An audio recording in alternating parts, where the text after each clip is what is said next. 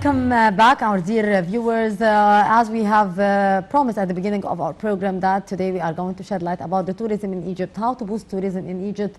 In particular, that we are celebrating Eid al-Adha, we are still in summer vacation, how to boost the tourism sector and how to get ready for the season of the winter season and the winter holidays. To shed more light about that, we are very much delighted to have Mr. Rafiq Boulis, a tourism expert, to tell us more about that. Hello, sir, and thank you for being our guest for today. How are you? Mr. Rafiq, to start with, how do you see the season this year, the tourism season in the summer? How do you see the occupancy, the tourists that who are flocking to Egypt? How do you evaluate the season to start with? Actually, the season for this year is promising.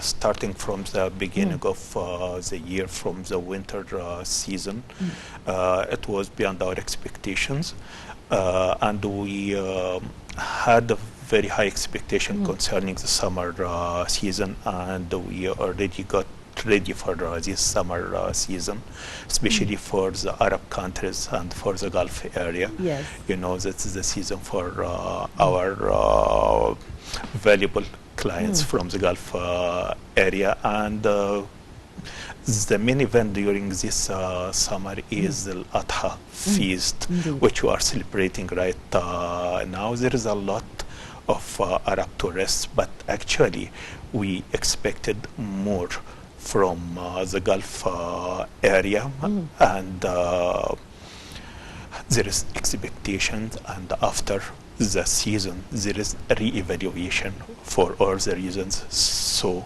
we have to know what were the expectations, and after the re-evaluation to re-evaluate all the reasons behind the number of clients came already to Egypt. Yes.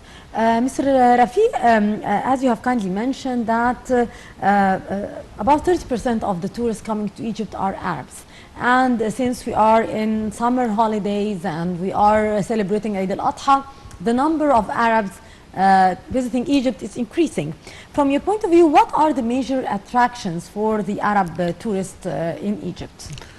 The major attraction for the Arab tourist is the common language at first. We, you know, most of the Arab clients, they like the Egyptian culture. They like to be in Egypt. They feel at home here in Egypt. They enjoy our climate because we can't say that they're in the Gulf area mainly. It's very hot compared by the weather in Egypt. So they come, they enjoy the lifestyle in our Cairo and Alexandria and different other cities. The nightlife in Cairo is very interesting for all of them. Yes. How do you evaluate the number of Arab tourists visiting the country, Mr. Rafiq, and do you expect that we should be doing more in order to increase the number of Arab tourists coming to Egypt? Till the moment we didn't reach the expected number of Arab tourists coming to of tourists in general and Arabs in particular. Yes, yes, because if you can compare with other European countries, most of the European countries expect more clients from the neighborhood. They are coming by different kind of transportation. Arab countries are already linked to Egypt, very near to Egypt, and we expect more from them. We can always have our offices there in the Arab countries, in Saudi Arabia, in United Arab Emirates, and those will give us the guideline what our Arab client expected from us, and what can we provide him better than other markets so as to grab more business from these countries. Yes. In a related thing, Mr. Rafiq, the companies, the tourism companies in the United Arab Emirates said that Egypt was the #1 destination for the Emirati tourists during Eid al-Fitr. and it is expected to be the same during Eid al-Adha, which is taking place now. How can we ensure that Egypt would remain the #1 choice for the Arab tourists in general in the coming period as well?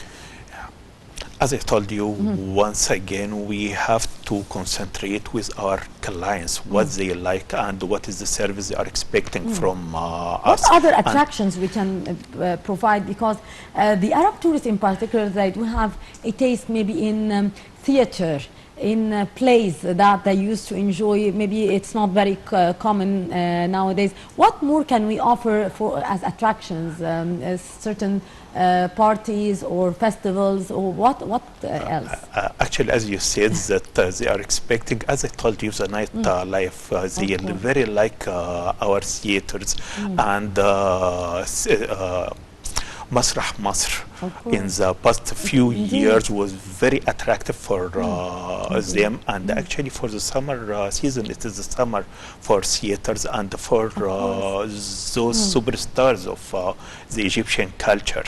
So this one of the attraction. Other attraction, Arab clients now are more attracted by the culture of Egypt, not only by the lifestyle of Egypt, and we have so many projects now which I think will be more attractive for all of them. Yes. Mr. Rafi, what are the new markets that Egypt did penetrate in the year 2019? I can't say that new markets. Egypt is well known in all the tourism markets, but now we are trying to. Are we witnessing an increase in the number of tourists from specific countries? Yes, from specific countries, and they are coming back increasingly, and unexpected that we have this volume of business from these countries, like the USA countries, the Australian country, the middle of Europe. Most of these countries now has charters direct to Egypt for many destinations, for culture to Luxor and Aswan, for entertainment like to Sharm el-Sheikh and Hurghada. So as I told you, now we are having back these markets, and it is increasingly rapidly. Mr. Rafi, there has always been an improvement in the hotel prices. How is that compared to the international standards, and how can we see that as a result of a rebound in the tourism sector in general? We can divide this question into parts. Okay. First part, compared by the international. Actually, for the time being, we are far away from the international prices. You're cheaper here. We are cheaper, yes. But if we are talking about the past few years, we had a drop in the tourism industry and a drop also in our prices. But for the last 2 years, we can notice that there is a big increase in the rate of our hotels. It's due to the increase of number of tourists and the number of room nights. As example, in 2017, the number of room nights was something like 51 million room nights. But in 2019, it increased to be 121 million room nights. It's almost a double. So accordingly, there is a good increase on the rate of our hotels. Yes. Sir, improving the services for the holiday makers, of course, is the key for attracting more tourists. What needs to be done in this regard from your point of view, as you get in close contact with many tourists, of course? There is different points which we have to concentrate on. First is property and the quality of the service we are providing. This number one. Number two is our training of those who are working in tourism industry. Number three is trying to have back those professionals who already immigrated from the tourism industry. Yes. Due to the recession in that sector a few years ago. Mr. Rafi, the Ministry of Tourism now has a 5-pillar plan for boosting tourism, the plan called the E-Trip, which is set to rebrand Egypt, better the legislative framework governing the tourism industry. Will you shed more light on the main elements of this plan, and how do you see the tourism in general? How do you see these plans? We are trying to spotlight on Egypt and to give another impression about our country. Egypt was well known during the past few years as a cheap destination, and from last year in October 8th, the Ministry of Tourism already contracted the PR agency to lead a marketing campaign for Egypt, and this will give the rebranding for Egypt from a cheap destination to a quality of service to Egypt, which is well known of different kind of tourism. We have the culture, we have the entertainment, we have sport, we have so many kind of tourism here. We cannot now concentrate on one or two of them. Now we have to focus on many of our spotlights, and I think to concentrate of marketing in all countries concerning the tourism in Egypt, and to get use of the good atmosphere between Egypt and all the world right now. I think this will develop the tourism in Egypt. Mr. Rafi, what is meant by rebranding Egypt from your point of view? How do you see this? Branding is to know something as it is. Is it something with high quality? Is it with a lower quality? Or as I told you, for the past few years, Egypt was known as a cheap destination, but rebranding is to focus of the quality of service we are providing right now. Which is very important, It's very important. And now we are opening very high standards of properties, not only hotels, but I can say tourist attractions. The Grand Museum is something amazing you cannot imagine. Yes, that would bring me, Mr. Rafi, to ask about that there are many projects and that there are many things which could boost the tourism industry in the coming phase. As you have kindly mentioned, that the Grand Egyptian Museum, which will be the biggest of its kind, would be inaugurated in 2020. We are witnessing the inauguration of the Sphinx Airport, the airport of the new administrative capital.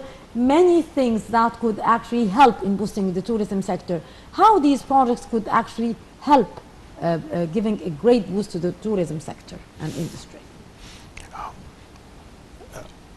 Every one of them will help a lot, because if we are talking about the very famous museum in the whole world, like the Louvre or other museum, you cannot imagine that one can spend few days trying to only see all the elements of this museum.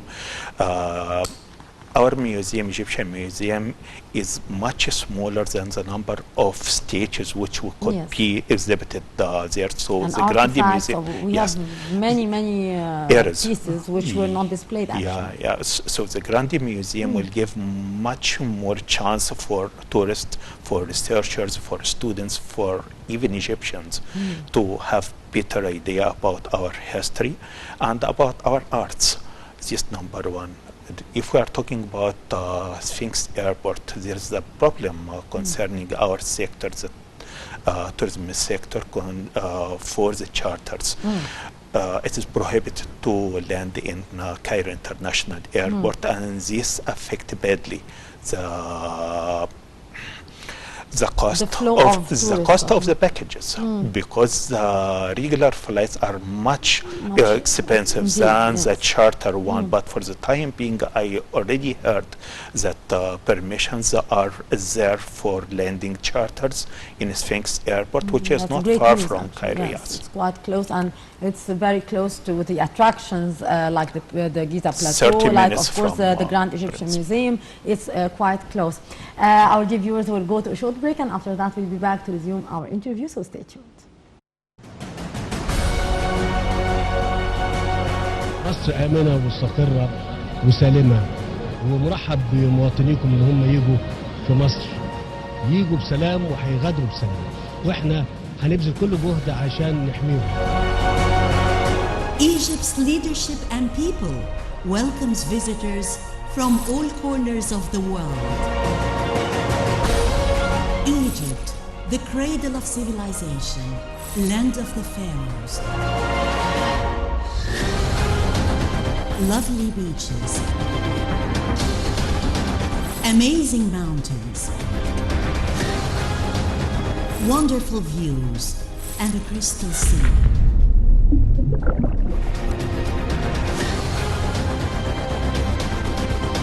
Egypt welcomes you with a beautiful smile.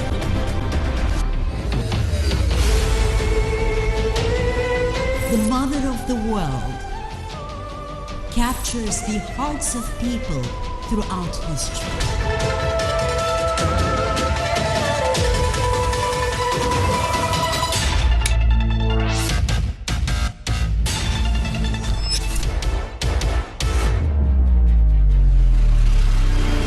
Egypt's magic on Nile TV International.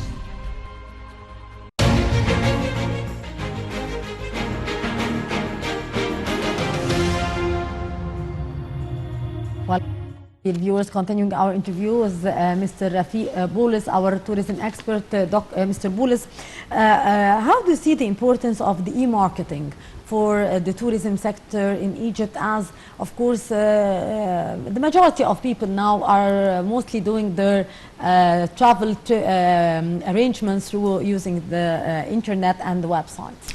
Actually, the e-marketing in Egypt is, the e-tourism in Egypt is increasing rapidly because in the whole world now, most of the classic tourism is turned to the